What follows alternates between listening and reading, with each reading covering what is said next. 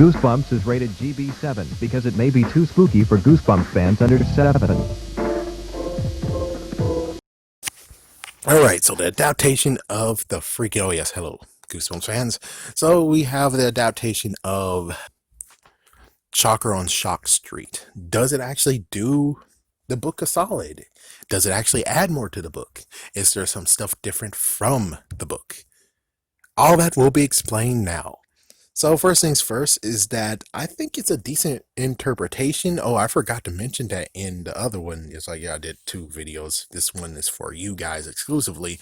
I didn't mention about Linda. Linda was not even shown in this at all. And they weren't giving laser guns at all. That's one thing that was cut from that. Yeah, that was cut. Let me check to see if there's anything else. I think that was it. That was the only thing cut, was the whole Linda thing and the laser guns. Those were cut. Things that they added to it. They added the fact that Marty is now known as Josh. They added the fact of, instead of seeing a preview of the movie, they saw a full movie. And people actually got a little bit riled up from them.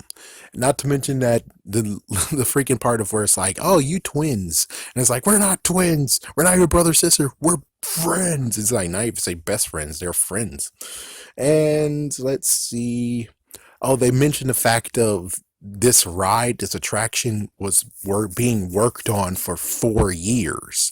Unlike in the book, it just say something, and plus maybe it's Universal, or I don't know I don't really know. I could just tell you that Shock Productions, or yeah, Shock Productions or Shock Studio, that's where the ride is there. So anyways, other than that, it goes the same way as you guys can figure from the book. You actually get some interesting parts from it. The mantises, they actually get wounded. Yeah, it's like the mantises get wounded. They actually, when they say stomped, they actually stomped on one of their legs, and they're actually showing some blood. Yes, their goo is actually shown being coming out of their freaking wounds. Well, maybe my interpretation sucks, but from what I saw, is like that impact looked like it actually did get some goo out of that. They added, let's see, so yeah, shoes and socks were taken off. Whoa, what the hell? And well, they actually slipped and slide right into a mud pit, which I think that's new. And then all of a sudden, more freaking skeletal zombies are trying to pull them into the freaking mud. They're about to die, except werewolves saved them. Werewolves picked up their arm, got them out of the mud, and it's like, oh, you are saviors. And it's like, oh shit. Yep, and they have to run for it because they actually pulled them out to kill them or eat them. Yeah, that sucks. That freaking sucks. And they were chasing after them until they found the tram. They got back on the tram, unlike the previous one where it's like, pretty sure Paparina didn't say they went back on the tram. I thought it was like they looked at the tram and they saw the skeletons and stuff like that. But anyways, if it wasn't, I don't care. So yeah, full of freaking skeletons. They jumped out and like they didn't even go. It went through the wall, and then let's see. Yeah, it basically goes out the same exact way. The fact of the film crew, new movie, House Shocked Rose, House of Shocked. When I heard him plugged in, I thought it was like plugged in as if, it's like, I don't know. It's like, yeah, but the freaking graphic novel set me straight where it's like he's plugged in as in his back is, so it's like, oh, okay. Oh, yes, I forgot about the flaming skeletons. The flaming skeletons, aka the flaming spirits, vengeful spirits, was going to come after all of them. It's like it swirled up into one big one and was about to attack, and oh, CGI. That was pretty cool. That one was cool. Let's see. Anything else? Marty got, in quotation, electrocuted. Her dad was there. She couldn't recognize him. She got shut down. And then they talk about the fact of they need to, well, she had a memory problem because she couldn't remember that he is her dad. And Josh got an electrical problem. And that's what happened to both of them. So instead of going in the shock room and got electrocuted, it's more of the fact of just by coincidence, his freaking thing just. So that's basically what happened. And let me just Let me just get back and look at this real quick. So let's see. It's by Jamie Talagson. That's all it tells me. It's just made by Jamie Talagson. I know that there's some other. Oh, here we go. Let's see. I need to make sure that I give the right credit to. And of course, Slappy actually showed himself, and it's like, "Hey, how you doing?" Our first story is A Shocker on Shark Street, a happy little tale of terror and mayhem set in a not so amusing amusement park. Prepare yourself for a ride of your life or death. All right, let's see. Where's the artist on here? It's like I know that. Hold on, let me look. It's like I'm trying to find an artist, but I think the artists they differ, and I'm trying to make sure that I give the person who deserves to be credited as the artist, which I don't think so. So it's one of these artists, David Roman. Oh, here we go. Oh, never mind. So let's just talk about Jamie then.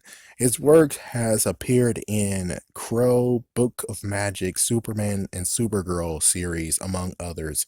He lives in Veronica, British Columbia. That's all we get from him. And I'm not sure. It's like I think he just adapted it and just the word bubbles. So basically, they just need an artist, which that makes sense. And he got to choose what he's going to choose from it, which is not bad. Not that bad at all. Let's see. Again, I think it was a good adaptation. It's like not having Linda was a smart move. Even the freaking episode version was like, why do we need Linda? Yeah, so it's kind of funny where it's like, yeah, they didn't need Linda, and they didn't have Linda. They didn't have the laser guns, and basically he just basically did it mostly by the book. It's like the book, there's really nothing else that was different besides maybe giving where did they stomp the freaking mantises instead of stomping on the ground. They stomped on the freaking mantises themselves. That's about it. Yeah. So there you go. The crazy part is to be again the freaking werewolves actually saving them, and we're like, so you guys are good guys, or it's like, oh, son of a bitch. It's like, oh my gosh, what the hell, man? Why? Oh my gosh. Oh man, but I think it's well done. It was very well done. It was good. The artwork looks awesome. It's too bad the artwork does bounce around a bit. But hey, they got four artists to do one each, which is good. The only sad part is that they did not do a second one. This is just the only first one and only that we can get, which is sad. Because, well, I would say one thing is that these guys could actually put some spit shine to some of the books that is like, yeah, that's a good idea. Okay, fine. You don't want to release any books for reprints. Like, for instance, Why I'm Afraid of Bees is cut. How I Learned How to Fly is most likely cut. Maybe Chicken Chicken is cut. Legend of a Lost Legend might be cut. Well, then make it a graphics novel. That works out nicely. It's like, yeah, make it a graphics novel. Give actual give some freaking goodness to the freaking other books. It's like, yes, I know some books are kind of like, oh my gosh, what the frick? But it's like, make them graphic novels. I mean, just like the freaking TV show, who's able to spit shine some of the ones that's like, there we go. Now you look shiny. Now people would want you. That's what you can do with the books. It's like, yes, I know you don't have to release the books, but do a graphic novel of them. It's like, yeah, I would like to see how Why I'm Afraid of Bees that might be good. I think Egg Monster from Mars has not been has been reprinted. So it's like the ones that's not reprinted, just do that for these. But yeah, I give it a guarantee of this one's definitely a good one to get. But considering it's all four of them and you can't get it alone, if it's one of them that you don't like, it's like you're stuck with it. But I'm pretty sure that all of them are actually good. They're all good. They're all good artworks. All of them are completely different.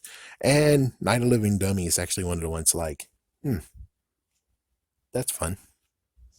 Have a scary day. Have a scary night.